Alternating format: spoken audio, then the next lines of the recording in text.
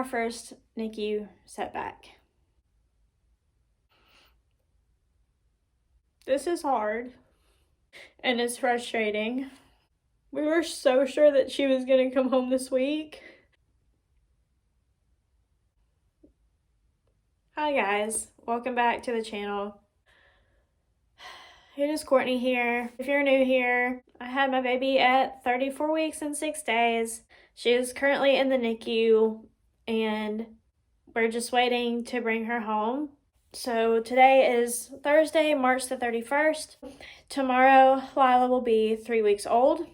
If you are new to our channel, I would highly recommend going and watching the past couple vlogs because our journey up to this point in the NICU has been phenomenal. Every goal that they have given Lyla, she has crushed, and she's honestly beaten earlier than they wanted her to. In the last video, we talked about how we were starting to train her on the bottle. As soon as she got that, she was going to be able to come home. She's literally been off everything for over a week. She's been regulating her own body temperature. She hasn't been on oxygen. She hasn't had any kind of medication other than her little multivitamin. Literally everything has been perfect, and we were just waiting for her to be able to feed from the bottle. She really did great with that Saturday. So like today is Thursday, so this past Saturday she took her first full feeding by mouth from the bottle. On Sunday, she was getting about a third to a half of her feeding from the bottle pretty consistently. And then Monday, she once again did another feeding from the bottle, a full feed. I would say maybe Tuesday,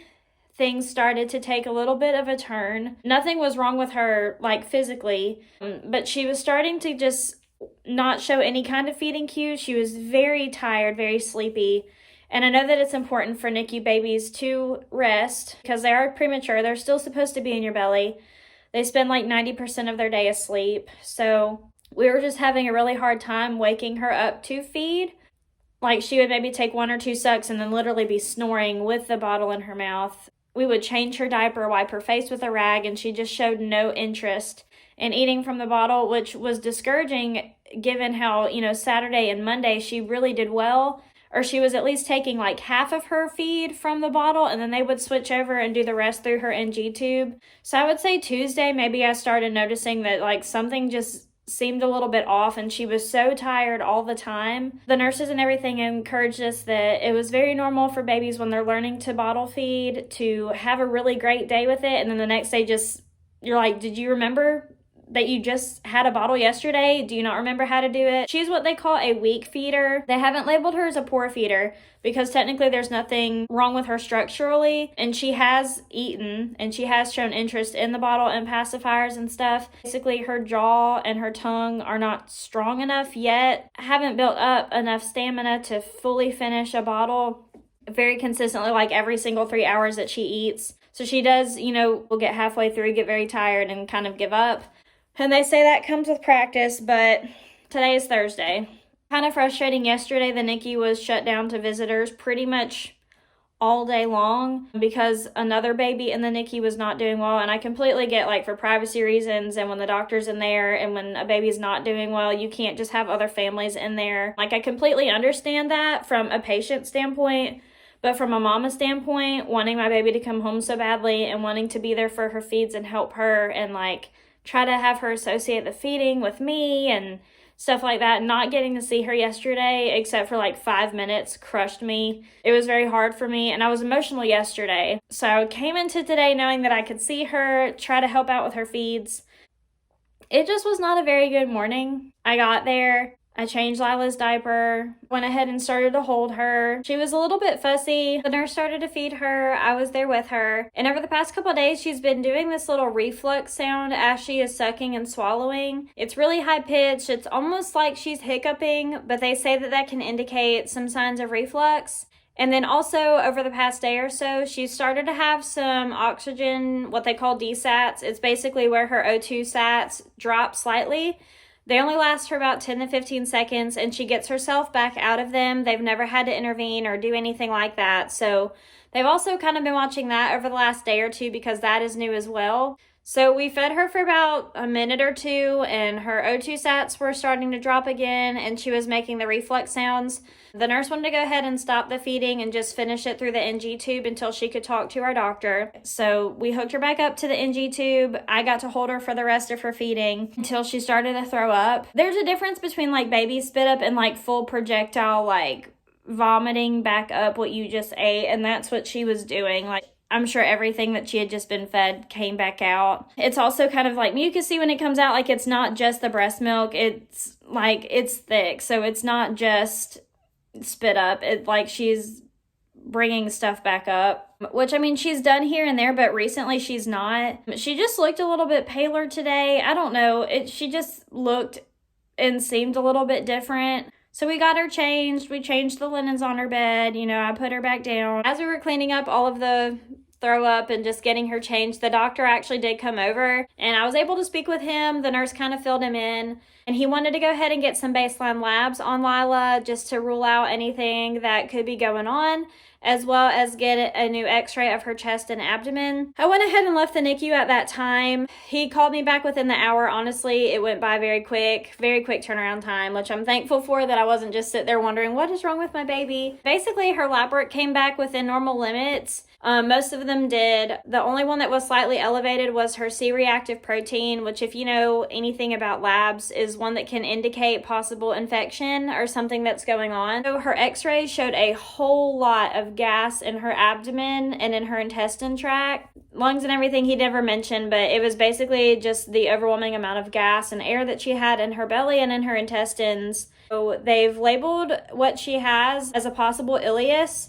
An ileus is basically, if you look it up, you can, but an ileus is basically like a temporary pause in intestinal like contractions that push and move your food out. So essentially, it's almost like your intestines become temporarily paralyzed, and so nothing is moving through. It can literally be caused by anything. There's really no known cause. It can literally be caused by a stomach virus. It can literally be a bacteria infection. It can literally be due to the fact that she's a premature baby and her stomach and intestines just fatigue and stop temporarily. So there's literally no known cause to it, which of course is hard to hear, but they feel like they can treat it pretty easily. But there's so many symptoms that come along with an ileus. Gassy episodes, reflux, and a huge symptom of an ileus is also loss of appetite. So, you know, all of those things kind of combined describe Lyla. So basically, what we have to do is we have to try to treat anything that might be causing her to have this ileus. We are going to be getting IV antibiotics, like a broad spectrum antibiotic, for about 36 hours, I guess longer if needed, but start off with 36 hours of the IV antibiotics, which means that she has to get an IV. She hasn't had that since like she was 3 days old, so that's just going to be weird to see her with an IV back in. Also, because her O2 sats are slightly dropping, they are going to go ahead and put her back on the nasal cannula, just on the lowest 2-liter setting that they do there in the NICU. Nothing is wrong with her lungs. If they can go ahead and take care of her O2 sats dropping while she is getting rid of this ileus, and while they're working on that, just to take added stress off of her lungs, and that's what they're going to do. She also has a tube that is going from her mouth to her belly. It is not putting anything in though. Its job is to actually periodically suction and get any air, gas bubbles. If she's about to spit up, it can also get some of that out. So its job is to actually get some of the additional air out of her abdomen. So she has the IV antibiotics in her arm. She has the nasal cannula back in her nose. Like I said, nothing wrong with the lungs, just trying to take some added stress off of her while breathing as they're dealing with everything else. And then she does have the tube in her mouth to her belly that is suctioning out all of the extra air. Like, she is getting put back on things. So everything at this point, the CPAP, the nasal cannula, the IV before, like everything's been taken off of her. And I think it's going to be hard going back in there to visit her and like see things back on her. It's common for babies in the NICU. Like doctors have all said, like every baby stalls at the feeding stage temporarily. Every baby in there has some kind of setback and then they bounce back. And we're always told that it's normal what she's going through. But like to us, it's not normal because she's not home. that has been our week in the NICU. I'm sorry that it's not more of a positive thing. She hit 5 pounds, which is great. I'm pretty sure she probably threw some of that up this morning, so she may not be 5 pounds tonight, but she did hit 5 pounds this week. She was doing really well on the bottle, and I'm hoping that whatever is causing this ileus just will be cleared by the antibiotics and she'll bounce back and be ready to try the bottle again. We're just very eager to have her home, but this was our week in the NICU. We tried to bottle feed, and now we're being put on antibiotics and the nasal cannula again.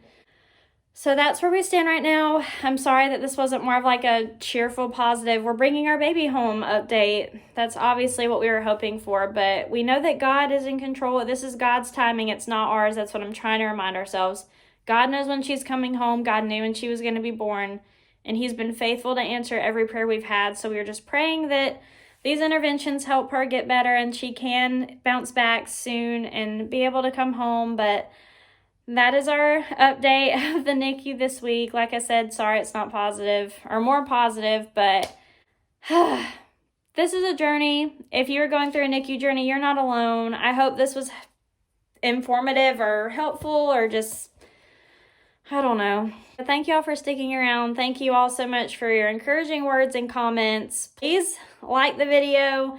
Don't forget to subscribe if you're new here. And I guess I will see you next week for what hopefully is a much better update, more positive video. All right. Bye, guys. Have a great day.